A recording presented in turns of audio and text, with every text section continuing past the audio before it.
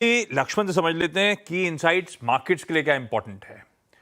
Lakshman, good afternoon भाई साहब, क्या इंपॉर्टेंट हमारे लिए? ये गुड आफ्टरनून। दरअसल जो 2030 तक के आर्थिक साझेदार के रूपरेखा की जो बात की प्रधानमंत्री ने, उसके दो तीन पहलू काफ़ी महत्वपूर्ण है जो मार्केट के लिहाज से बता दूं। एक तो फर्टिलाइजर सेक्टर में बड़ा सहयोग होगा। बता दें कि भारत जो है रूस से फर्टिलाइजर काफ़ी ज़्यादा इंपोर्ट करता है। अप्रैल से सितंबर के बीच में $1.3 बिलियन का फर्टिलाइजर सरकार भारत ने इंपोर्ट किया है। तो अब रूस के साथ मिलकर के फर्टिलाइजर प्रोडक्शन को कैसे बढ़ावा देंगे अपने यहाँ, रूस में हमारी कंपनियां जाकर प्रोडक्शन बढ़ाएंगी, इसको लेकर के मैं सुन पाया था, अभी डिटेल आना बाकी है। 3 सरकारी कंपनियों के साथ, रूस की कंपनियों के साथ एमओयू हुआ है, जिसमें NFL, RCF भी शामिल है।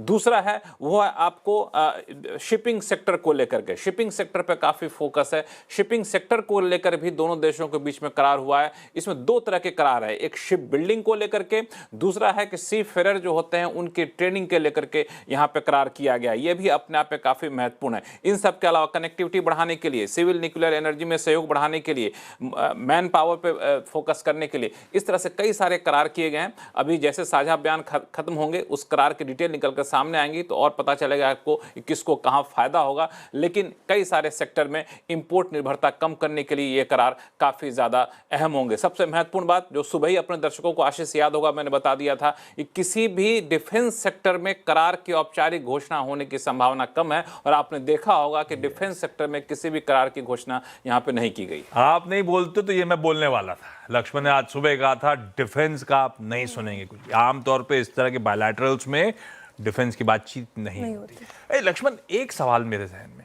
मोदी जी जब बोल रहे थे तो सारा रशियन डेलीगेशन कान में हेडफोन लगा के सुन रहा था, तो कौन इंटरप्रेट कर रहा होता उनके कान में फटाफट फटाफट? एआई कर रहा होता है या कोई उनके यहाँ से कोई बोलता है और सब सुनते रहते हैं? नहीं, दरअसल ट्रांसलेट करने वाला कोई होता है? नहीं, अगली बार जब भी ऐसा मौका आएगा तो आपको मैं ले चलूंगा हैदराबाद हाउस। वहाँ पे क्या होता है कि जैसे आप एंटर करेंगे तो हेडफोन रखे रहते हैं, हेडफोन आपको दिया जाता है। हेडफोन में आपके पास ऑप्शन होता है कि उसको किस लैंग्वेज में सुनना चाहते हैं, उधर की तरफ स्विच आप घुमा दीजिए। जिस लैंग्वेज में सुनना चाहते हैं वो स्विच की तरफ ऑन कर देंगे तो उस लैंग्वेज में आपको अपने आप ट्रांसलेट होकर यहाँ पे। अपने ट्रांसलेट कौन कर रहा है? एआई कर रहा होता है क्या?